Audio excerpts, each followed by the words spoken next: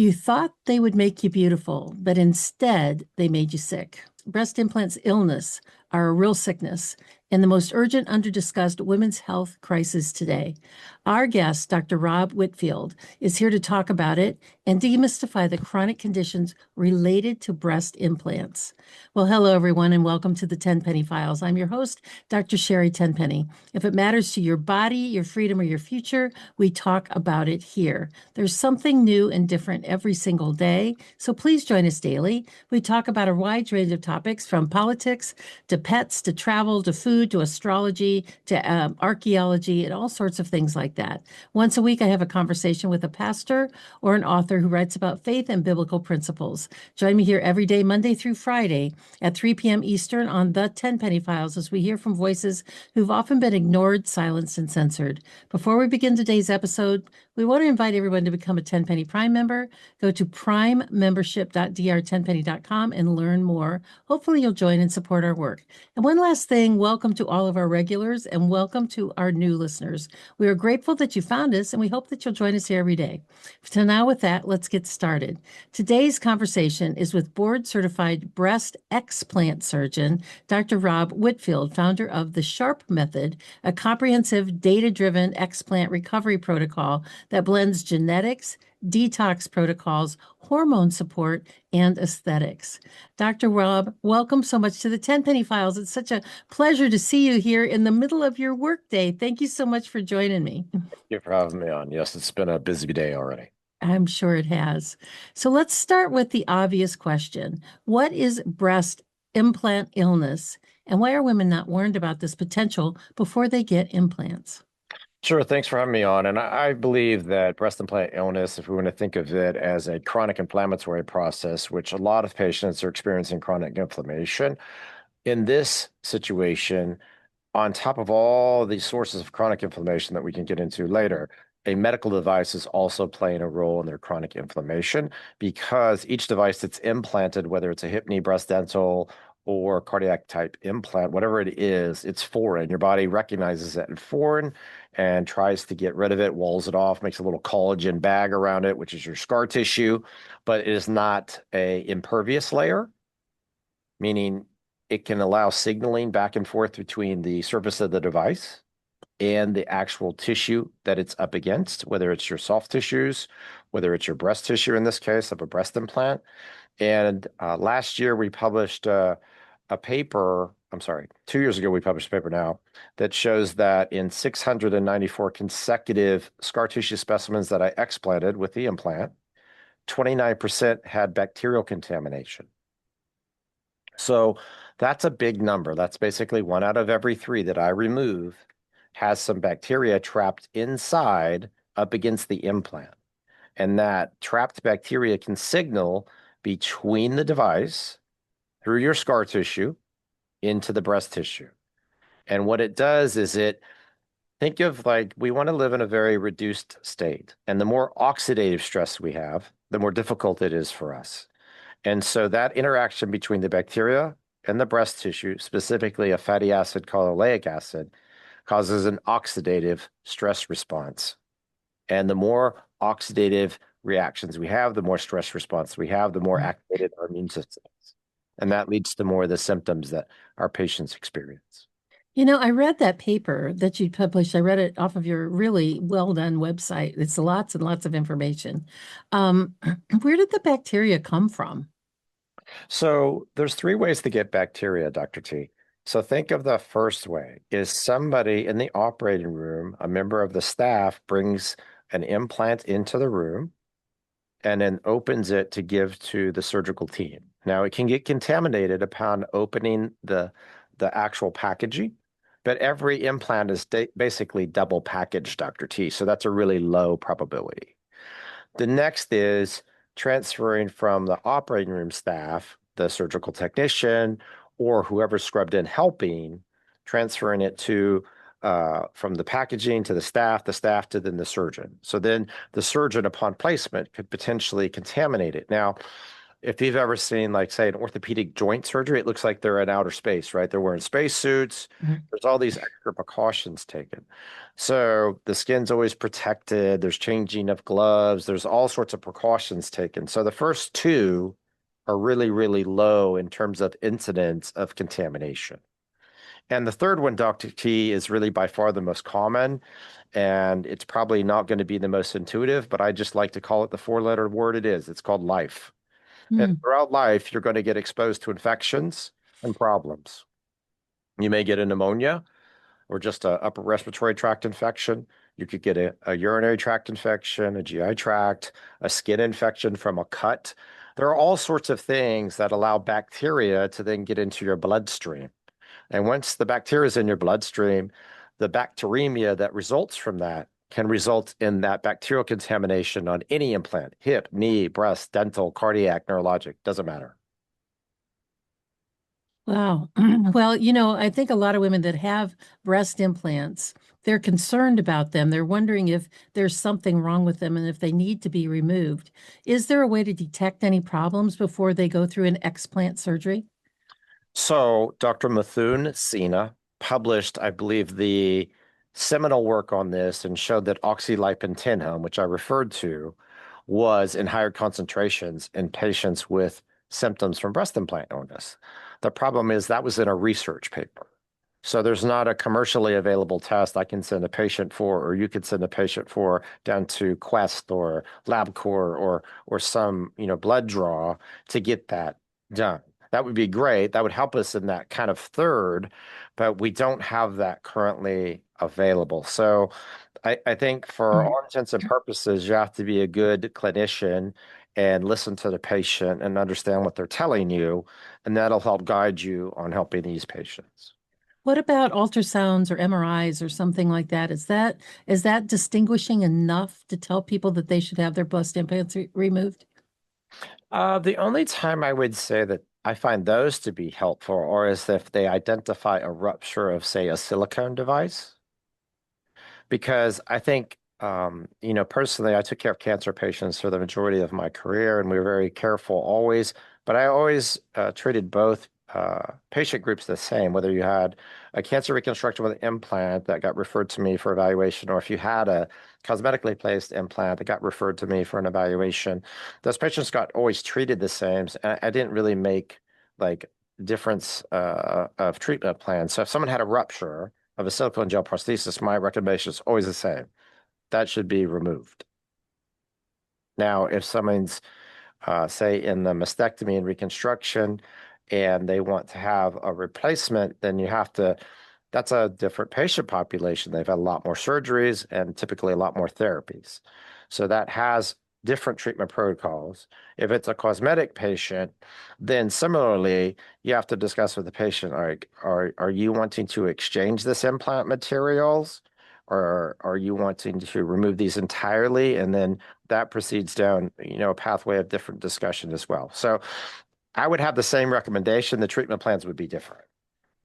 Your explant, you're I think the only or one of the very, very few explant surgeons that does genetic, epigenetic testing, mitochondrial support, peptides, and more before when they are doing this procedure.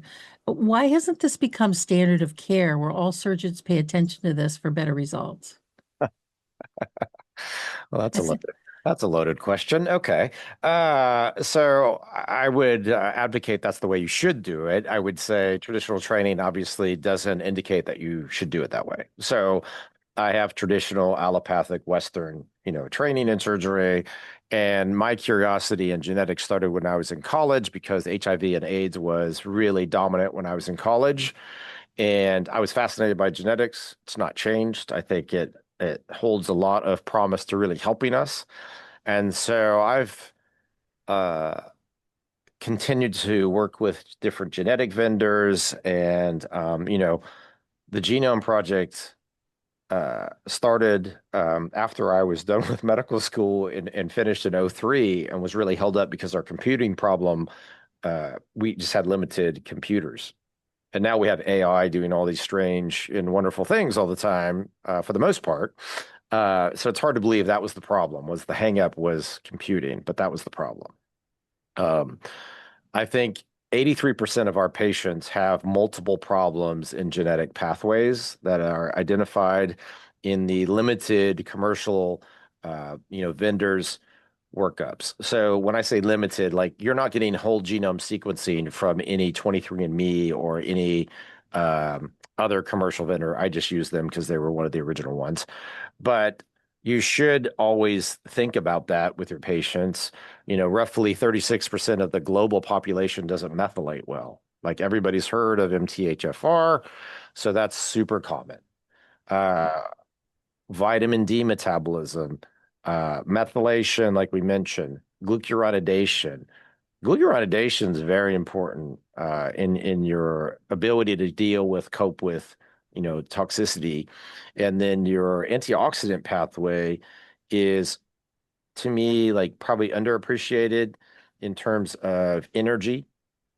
And then in my patients, there's a lot of problems with estrogen metabolism. So those are five big things. If you have problems with estrogen metabolism and are more inclined to get PCOS, endometriosis, if you have problems in your antioxidant, glucuronidation, methylation, and vitamin D pathways, you are my avatar. You have this problem. And then, if you just think of it that way, those are folks who over time have difficulty with detox, ability to eliminate. So the more exposures you get over time, that build up over time, where you grew up, where you moved to your first apartment or university or whatever, where you traveled to for that matter. Like parasitic infections on travel is a very common problem, underappreciated in our country.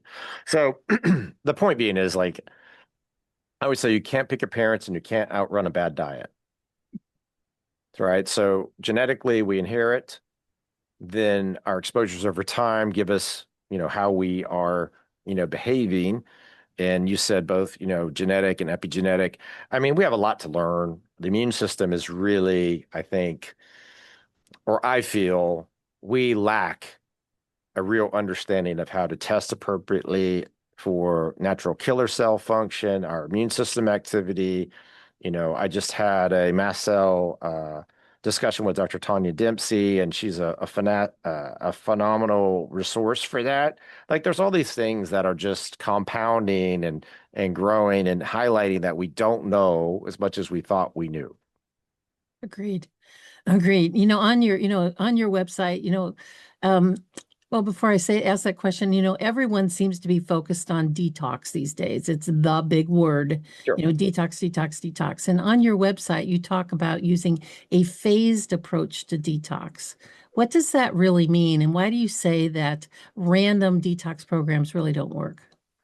Well, yeah, the way I think about it is I try to base everything on your genetics and then your toxicity burden as we can identify it with the current testing availability. So that's kind of my hedge. I always say, like what I said before, you can't pick your parents, you can't outrun a bad diet. So when your tox test comes up, and we use currently Vibrant Wellness total toxicity burden testing. And so I probably have, I think, a little over 500 of those on patients. And the number one offender is BPA. Number two is glyphosate. Number three is aflatoxin. So when someone says, do I know, not you in particular, but do I know what I'm talking about? So in my patient population, I know their genetics and I know their toxicity burden. So if you try to run that person who's experiencing a lot of chronic inflammatory symptoms with a breast implant or any other big medical device in place, we'll say, you can give them a bunch of trouble with Herxenheimer type reactions because you're trying to detox somebody who is not really capable. So you're going to increase the burden rather than allow them to more gently approach it. So we try to do it in a more thoughtful, intentional way with, I first and foremost prioritize sleep hygiene. Our country has been fed a bunch of nonsense about you only need 5 hours of sleep because you're a phenomenal entrepreneur, which is the biggest bunch of shit I've ever heard. So that is a total absurd thing, and you shouldn't believe that because it's not true. Anything, short of 6.5 hours, it's been tested many times, you will have bad side effects from in terms of cognition, responsiveness, alertness, however you want to measure it. And they did that all through the military, all with basically, I want to say it was sniper training or something like that. So, I mean, that's been known for a long time. And I think if you just look at HRV and if you look at, all the tracking options that we have, if you eat late, if you say ingest alcohol in the evening prior to bed, your HRV is going to drop. And if we're just going to say HRV is the best metric right now to measure recovery from sleep, then it's not rocket science to know that those things affect it. So I try to get everybody to eat their last meal about 3 hours before bed, take in their last bit of fluid about 2 hours before bed, and get off your doom scrolling on your phones about an hour before bed. Now that, coupled to the right temperature of the room, blocking out ambient light, if you need white noise or something, like you have to be intentional about this in order to get yourself in a good position. Because if patients don't sleep, they can't recover. So everybody can start doing those simple things I just said because they don't cost anything, right? You don't need to go online and buy anything to do what I just said. So that's that's the way to start. That'll help with your circadian rhythm and get up in the morning, before you go have a big cup of coffee, get some fluids because you're dehydrated. That's when you can do your little electrolyte packet if you want to do that, and go outside and walk around and get some sunlight, right? That's the way you reset your circadian rhythm. And that may seem like a lot, but that's how you start. So for the audience, explain to them what HRV is and why it's important. Yeah, heart rate variability, that's your kind of big recovery statistic. If you're looking at athletes will have an HRV in the hundreds. And so if you're looking at a young professional athlete, I have one in my home, his HRV, he'll come and tell me, Dad, my HRV was 120 last night. And I'm like, oh my gosh, I just want mine to be like 30. So, if you're drinking and eating before bed and you're plus 50, your HRV is going to be in the teens, if not lower. And that's not good recovery. So So, tell people what that is. What is heart rate variability? If they've never heard that phrase before, what does that really mean to them? so yeah, how can we say it in terms of what does it mean for kind of uh, a easy definition in terms of the recovery or or how I think about heart rate variability in my practice. The thing is, it's the variation between your consecutive beats and it's not your heart rate. So uh, it's more about your autonomic nervous system. And your sympathetic nervous system is obviously fight or flight. And the reason it's important to me is because I raise sympathetic activation by surgery. I raise cortisol levels. So I'm always trying to get people in a lower uh, if you want to say cortisol state. And part of the preparation process, really, everything we're trying to do, I don't use drains in surgery. So we're trying to always lower your, we'll say your baseline cortisol levels, because I have a lot of people that come in with a lot of sympathetic activation, a lot of elevated cortisol levels to begin with, and people with mast cell activation have that as well. Um, and then after surgery, because of the prep we do, we're hoping and intentionally working towards lowering that faster. So one of the things we use in the office is called the human regenerator, which is a device out of Germany. And it's supposed to help get you in a more parasympathetic state by helping electron transport. So I think of it as what can we do preparing you? So if your sleep is better, that will help your autonomic nervous system. You'll get improvement there, and that will help reset your circadian rhythm, or you'll have a better circadian rhythm if you do that. But the whole thing, Dr. T, is trying to get people prepared, like you said, or asked me about earlier, like, why is this not being done? Because the cortisol bump you get from surgery is probably one of the bigger bumps you could ever get in your life, and you want to be able to manage it. You can't eliminate it because it's a physiologic response, provided you're not on something to suppress it, like a prednisone for whatever reason. But you want to help modulate it for the patient because that big, big, big bump in somebody who's already um, suffering a lot of stress, suffering a lot of problems with chronic inflammation, it's going to make them feel worse. So, do a lot of the patients that come to you that have breast implant illness or suspect that they do, and you put them through this workup to kind of look at what their inflammatory markers are and where they are, do you have conversations with them about delaying taking the plant out, explanting the implant, or is it better to take it out right away to get to get the thing that's causing the inflammation out of their body? That's a great question. It varies. Some patients really, by the time they've engaged with us, have just decided they want to have the explant surgery. And they want to learn from us what we know about it. But just like you've said, I have a really comprehensive website. I've written two books, one of which is just about breast implant illness. We have, I think, 160 shows at least and 4,000 videos. Wow. So, um, most of the folks have done this Netflix binge, and by the time they come communicate with us, either virtually or in person, the discussion is just like more of a confirmation of their kind of understanding of the problem, right? They want to know. It's not hard to figure out what I think because I've said it, thousands of times in videos or on interviews like this. Like breast implant illness is simply a chronic inflammatory process of which an implant is playing a role. It's not the only thing causing it. So I think it's short-sighted to say that it's going to solve all the problems. And there are countless people who hit me up now in direct messages, either on Instagram or through another platform, tell me that they explanted, but they don't feel better. Now that's really disheartening because it highlights what I just said.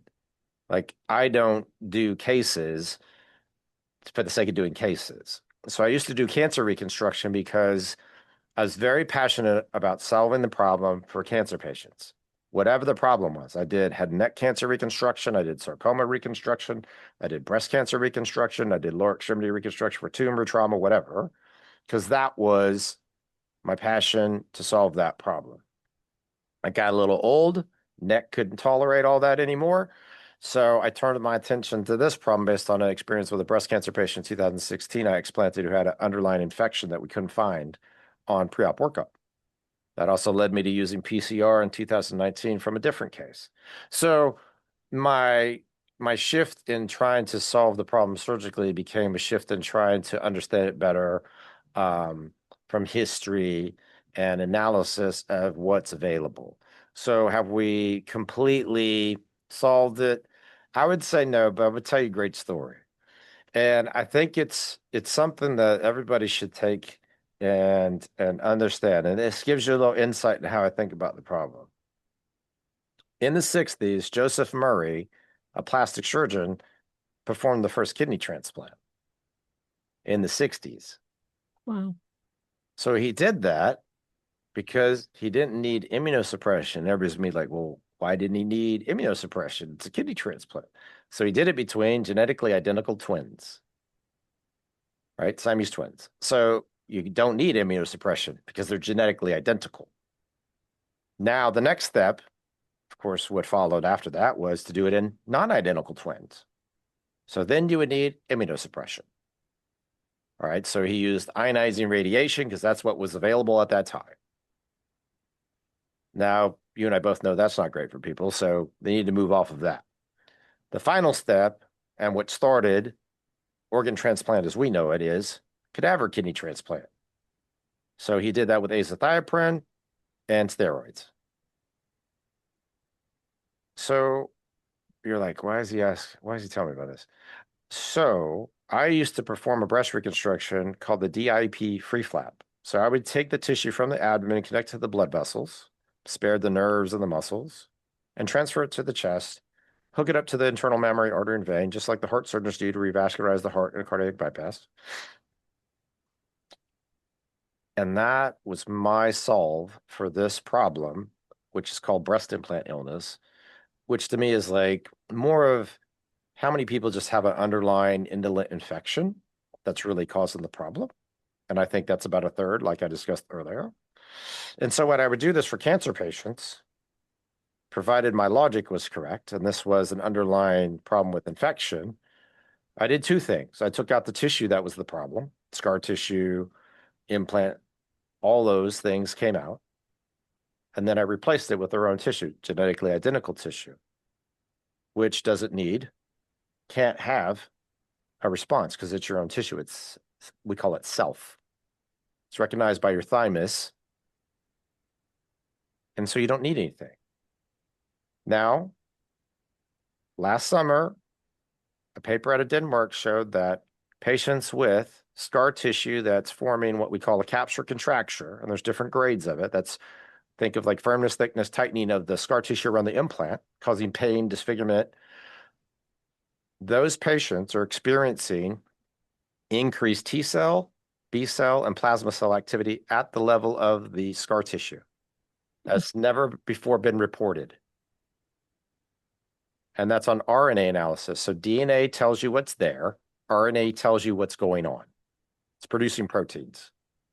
So for everybody listening, I tell that story because it explains why some patients are far more symptomatic and remain symptomatic after explant.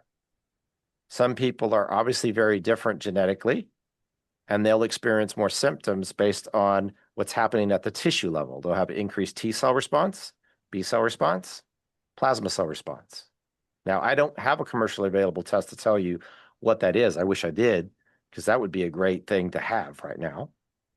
But people always ask me, can I do this and not have a response or not have symptoms or whatever? I'm like, well, at the tissue level, you're always going to have a response. I don't know how much of a response you'll get systemically or physically or emotionally or whatever we're going to measure that as. But it's a complex interaction at the tissue level that gives you the responses.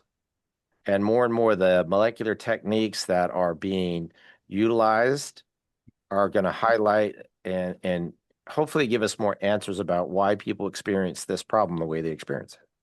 Hmm. So it's really complicated and it's very individualized is what what my take home from that. It's complicated to figure out. And even when you think you figure it out, you may not have figured it out and you're not going to know till after the fact. So I think that it's, because it's very individualized what the response will be. So hold that thought right there, Dr. Rob. We're going to take a quick break to hear from our sponsors for AmericaOutloud.news. America Out Loud Talk Radio plays the 10 Penny Files on the iHeartRadio network daily, Monday through Friday at 3 p.m. Eastern. If you've missed any of these great conversations, you can find them on Spotify, Pandora, Apple, TuneIn, iHeart Virtual Studios, and on my platforms on X, Instagram, Rumble, and YouTube. Also on my Substacks, dr10penny.substack.com and 10pennywalkwithgod.substack.com. And most importantly, on my primary website, which is really simple, dr10penny.com. You hover over the podcast tab, a window will drop down, and you'll see all the podcasts listed there. We have a great message coming up from our sponsor. Sit tight, listen to them closely, support our sponsors because they're the ones that support us. We will be right back to hear more from Dr. Rob Whitfield on the 2 decades of experience of explant surgery, and we talk about the problems with breast implants and explants. We will be right back. My supplement line is called the Opti line, and we've been working with these formulations for many years and have years and years of documented success. Our best sellers are OptiMune, OptiVital Cleanse, and we've got a whole line of supplements that you can look at, the ones that I've hand selected and have used personally with my patients at Tenpenny Integrated Medical Center for almost 30 years. You can find out more by going to supplements.dr10penny.com, and you get 10% off by using our code DRT10 for every day. But if you sign up for the monthly auto ship, if you're going to be on these supplements for an extended period of time, sign up for that because then you get 15% off. That's supplements.dr10penny.com. Cardio Miracle is the whole health supplement. It's good for your heart, for your brain. It increases nitric oxide. It improves brain health and brain fog. It's really good for everything that ails you. And it's simple to take. It's a delicious powder you put into water first thing in the morning, and it's good for the rest of the day. Go to cardiomiracle.com/DRT to get your supplement today. Well, welcome back, everyone. Today's conversation is with the biohacker's plastic surgeon, Dr. Rob Whitfield, with over 2 decades of experience in breast explant surgery and advanced wellness recovery systems. Let me tell you a little bit more about today's guest. Dr. Rob Whitfield is a board-certified plastic surgeon, published researcher, and FDA hearing witness dedicated to advancing the science of breast implant illness through peer-reviewed research and comprehensive patient care. He is the founder of the SHARP method, which stands for Strategic Holistic Accelerated Recovery Program, a program built on a fundamental principle: preparation determines outcome. Through more than 3,000 patient educational videos, 2 published books, and hundreds of podcast episodes, and active research, Dr. Whitfield has built one of the largest patient education platforms in plastic surgery, giving patients the information they need to make informed decisions. He is based in Austin, Texas, and is the go-to expert for women navigating chronic symptoms, toxic overload, and medical gaslighting about breast implant illness. Dr. Rob, thank you so much for joining us here today in the middle of your busy day. Thank you so much for joining me. Absolutely. Why do they call you the biohacker's plastic surgeon? I think that's because of honestly, Dave Asprey is one of my clients, and he's the godfather of biohacking. And I've always been super interested in Dr. T is if you have something technologically that will help a patient either prepare or recover from a procedure, I would like to know about it and see if we can work it in and really help patients. So in my clinic, we have several $1 million worth of equipment. We have a vertical hyperbaric chamber, big 6 foot tall Juve red light. We have 3 lymphatic massage devices from New Zealand called Flowpressos. We do simultaneous nano-V treatments with those. Those are wonderful. And then we have, I think we mentioned it a little bit earlier, the human regenerator, which is one of those things that when I first got it, I was like, I don't know exactly what all it's going to do for our patients, but everybody who uses it really likes it. So I liked it's almost like the feel good machine. So it gets you in this kind of parasympathetic state after you use it, which is um, great for patients who just had surgery. So that's currently what we have. We hope to add some sound therapy because I think that's a really underappreciated part of recovery. So yeah. You know, you mentioned that you've done all kinds of surgeries, Hmm. all kinds of things. In fact, in your bio, it was interesting that you did a hand fellowship. Yep. I thought on top of all the different types of surgeries, as a fellow physician reading that, I thought that was kind of interesting. And then you said you've done, a lot of cancer reconstruction and for things like that. So you say that in your website, that breast implant associated cancers are not breast cancers. What does that really mean? And how is that diagnosed differently and treated? Yeah, so a breast cancer that comes from the duct is a traditional breast cancer. So that's a patient who in the duct, so there's ductal carcinoma in situ, and then it becomes invasive ductal carcinoma. So that's the most common form of breast cancer. But in breast implant associated cancers, there's lymphomas, there's squamous cell carcinomas. The textured device, the 410 from Allergan's, most closely associated with anaplastic large cell lymphoma, and that's typically a T cell lymphoma. And I had at the point I did the case, it's on my website in the cases of cancers. I did a case and it was a B cell lymphoma. So going back to what we discussed earlier about T cell, B cell, and plasma cell activation at the tissue level, this patient had an abnormal B cell response that ultimately became a cancer. And it was not of the breast, it was of the scar tissue or the capsular material up against the implant. So the Hmm. interaction at that level is where the cancer is. And when you do the removal, the scar tissue removal, as long as you don't violate that and you get it all out, that's the treatment. There's not going to be more treatment if there's not extension or systemic uh, metastases or something like that. And I remember when I did that case, I remember doing it and I was like, well, this is totally abnormal. Everything about this case reeks of cancer. And I remember doing the case. I went out and spoke to the patient's husband and I said, it's really important that we did this. Number one. Number two, I think this is going to, ultimately be labeled a cancer. I just don't know at this point what it's going to be. And I feel like within the week, I'm going to get a call from the pathologist and they're going to want to send this out for extra analysis. And that happened. And ultimately, it became one of 8 in the world at that point of a B cell breast implant associated cancer. Wow. Well, let's circle back around a little bit to what we talked about before the break about when you found that 29% of the PCR testing that you did on the explants, you found bacteria. Your research had over 600 samples.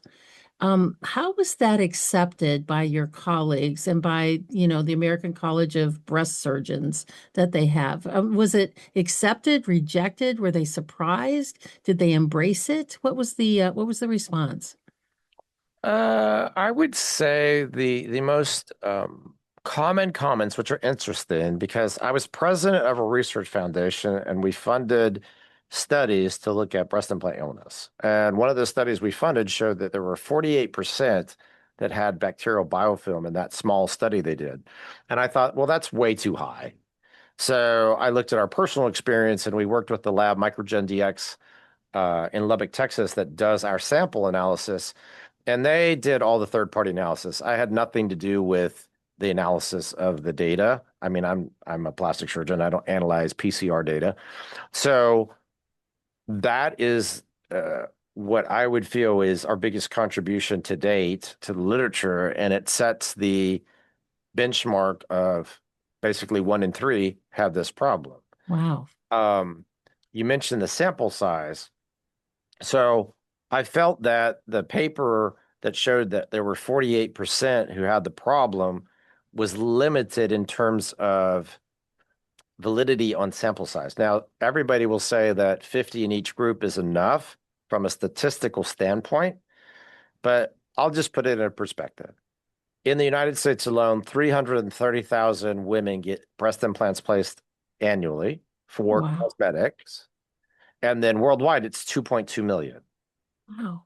So it would be hard for me to believe data that uses 50 in each subgroup.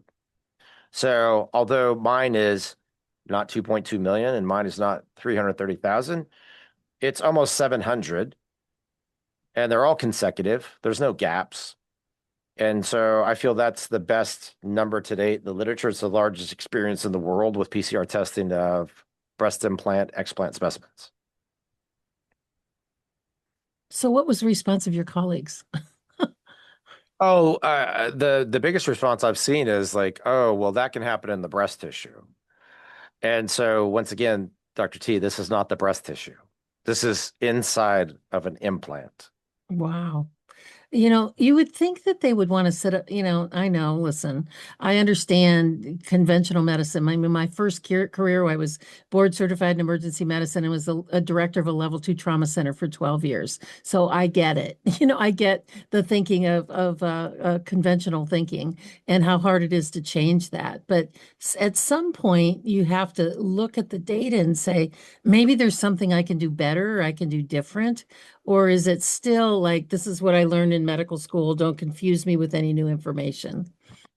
Well, I think around the country, those who are performing these types of surgeries, there's probably a couple different reasons, right, Dr. T? One, they may feel compelled to help those patients, and that's the right answer. Like you always want to provide uh, the help to the patient who has the problem. And I guess what I'm hoping is that they get a deeper understanding of the problem. So if you just read the literature, if you listen to the patients, Yeah. there's a much deeper problem. Now, if you're going to be um, if you're going to be superficial about it, you're going to treat this as a revenue stream. You're going to do removals, which is happening without capsulectomy, which I disagree with. Capsulectomy is the scar tissue. That's where the ruptured gel can be. That's where the biofilm can be. And if you don't relieve the patient of the scar tissue, then you don't necessarily relieve the patient of the problem or the signaling between the tissues. So I don't think that's something that is debatable. However, it's become this disinformation or debatable topic on, all things undefeated, which is like the internet. So I don't really, uh, I keep trying to explain it in a logical, I think as simple way as possible. And I would like to think that if we're all just being equal from training at the, basic medical level, you can understand what I'm talking about. I don't think I'm Yeah. saying something that's difficult to understand. And it's disingenuous to tell a patient that just removing a device that you consider to be infected will solve the actual problem. And I have a bad story where a patient came to me from out of state where they took her ruptured silicone gel out under local. Oh, So that means for everybody listening, they opened the patient's breast up on the bottom, got down to the capsule, opened the capsule, took out a ruptured gel, which is think of like opening a jar of Smuckers and grabbing Smuckers out with your hand wow. and then saying it's fine and closing the patient. Oh my goodness. So, for everybody listening, if you've ever had something stuck on your hand that you couldn't get off, grease or something sticky, that's what silicone gel is like. So, imagine that being stuck inside the capsule up against your tissues. It's communicating back and forth. And I've also had people say that that's not possible, Dr. Timpani. So, I'm a little confused by the people who are supposed to be so uh, well trained and experienced because I don't think that's that complicated. So if you do that, I think you have an ethical problem. I think Yeah. you're not being ethical because I don't understand how anybody who opens a woman's breast, takes out a ruptured device, thinks they can remove it all because they know they can't under local. And you, as well as I, know that that material that's degrading, that's ruptured, that's been leaking, is communicating back and forth through that non impervious membrane, which is your scar tissue. So, like, I don't really think people should be saying that one, you can do that under local, especially with what I just described, because I feel like that is completely unethical. Two, that patient came to me and then I had to reoperate on them and take all the capsular material out. And then now they're getting better. Yeah, and for the audience, what that means when he says local anesthetic, it's like if you cut your hand and they insert lidocaine in there to give you stitches, that's a local anesthetic. So I couldn't even imagine what that would be like to try to do even the minimal amount that was done by that procedure under local anesthetic. Right. I'm, so I want to ask you, in 2019, you testified in front of the FDA's General Plastic Surgery Devices panel. What did you share with the FDA and what was the results of that hearing? Yeah, in 2019, I was selected. I was co-chair of the Breast Implant Illness Task Force for the Aesthetic Society, and I was selected not to give testimony to the committee, but I had to give public testimony. I was not considered, the thought leader or someone that had been published at that point. So I gave public testimony as the president-elect of the Research Foundation that we would fund research about breast implant illness. And since that point, there's been over 200 papers published. So that definitely started um, a series of events. And I always like to joke about it, Dr. Timpani, like, if you didn't want the answer to the problem, you never should have assigned me to the problem because I've been accused of a lot of things since then. I no longer belong to either of those major plastic surgery societies because I don't feel like um, the patient's safety is always top of mind anymore. And I've tried to highlight it over and over again that it's a real problem, of which about a third have this underlying infection that's low grade, if you want to think of it that way. Once again, Dr. Timpani, the um, definition of an infection is based on the 1950s evaluation of urinary tract infections. And so for everybody listening, we don't hopefully do much that was in the 50s anymore, but we still define infections that way. Wow. So 10 to the 6 colony forming units in a high power field under microscopy is how that that came to be. And so, we're using next gen sequencing and looking at very, very small amounts of bacteria. And I, I've been kind of bastardized for that, which is fine. I highlighted that sauna use can lead to leaching of chemicals out of silicone elastomer shells, and I got an ethics violation for that. What else have I done? I wrote a book, got censored on YouTube and Google for that, as well as advertising about this problem. Yeah, I mean, you can come up with a lot of things. I've tried to just be educational and Well, that's you know how it works, Dr. Rob, is anytime you step outside of the paradigm and you're not walking goose step to what the usual and customary and the standardized medicine is, you're demonized. It just is. I always say, that doctors are like a herd of water buffalo. They all move together in the same way. And it's that one little water buffalo that runs off to the side that gets eaten by the lion. And so, those of us that, don't really want to follow the whole herd, and we're the one that runs off to the side, you're going to get eaten by the lion in one way or another. that So, is that is a very fair assessment. That's how I feel sometimes. But yeah, for anyway, sure. I've been censored pretty heavily. So, Yeah, I get it. I feel your pain. I was one of the disinformation dozen, and so I've been heavily, heavily censored all through COVID and before. On your website, you talk about something called golf course toxicity and turf toxicity. What are these, and if a person has it, what can they do about it? oh my gosh, Dr. T. I had a patient of mine come from, she grew up in the Houston area and moved to Oklahoma, like a lot of people do for the energy business.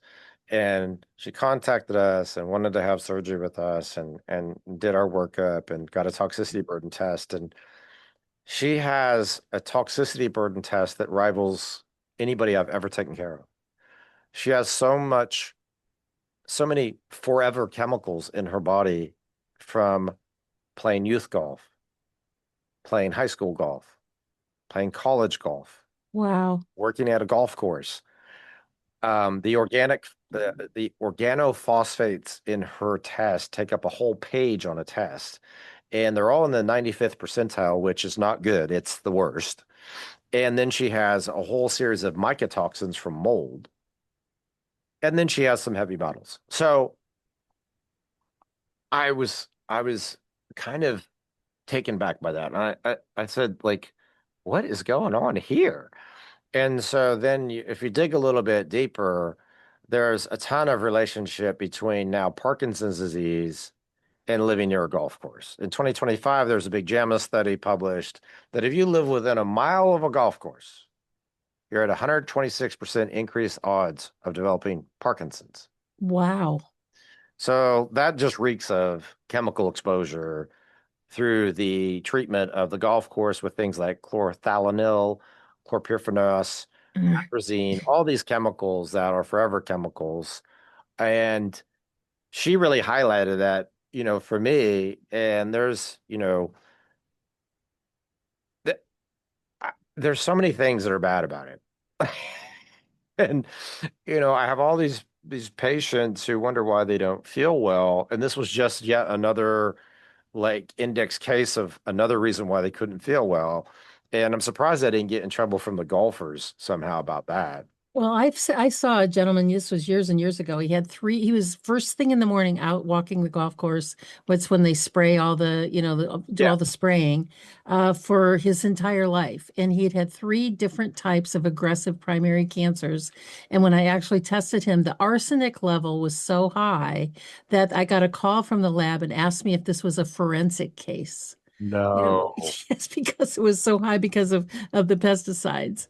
So, Dr. Rob, this has been just so amazing. We've got about a minute and a half left here today. Just such a pleasure talking to you. I know that you've got other patients to go see, but what would you like to leave our audience with here today in the last minute or so of our conversation today? Yeah, so I think the biggest thing, Dr. T, just like you mentioned, is you want to educate patients. Yeah. I don't ever tell patients to explant such a huge decision. I want you to really do self work, get yourself in a good position mentally, emotionally, physically. You're more than enough. You're not an implant. You're not a device. Nobody is. Whether you've had a problem and you've got it for cosmetic purposes or you've had cancer and a reconstruction, I've taken care of thousands of patients with both. You are more than enough. Oh, that's really, really good advice. And that's really, really true. It's not about, it's the beauty within, not the beauty without, of how things are like that. So is your website, drrobertwhitfield.com, is that the best way for people to contact you? Yeah, please. We've spent a lot of time and effort. I think Dr. T has already realized how much effort we've put in the website. It's got over 300 pages, 4,000 videos, 160 shows of mine on it, and everything you need to learn about breast implant illness, diagnosis, treatment, recovery, and breast implant associated cancers. Well, there you go. So do your homework before you contact him or any other breast surgeon. Do your homework and get as healthy as you can before you undergo any type of surgery, but particularly this type of surgery for sure. So, Dr. Rob, thank you again so much for being here and for our listeners for listening to it today or in the future. Thank you so much for joining us. And I will close out with one of my favorite verses from the Bible. I close all of my podcasts with, whether they are live or pre-recorded, which is Romans 12:12. Rejoice in hope, be patient in trouble, and be persistent in prayer. We'll see everybody tomorrow or the next time on the 10 Penny Files. Have a great rest of your day and rest of your week. Goodbye, everybody, and God bless.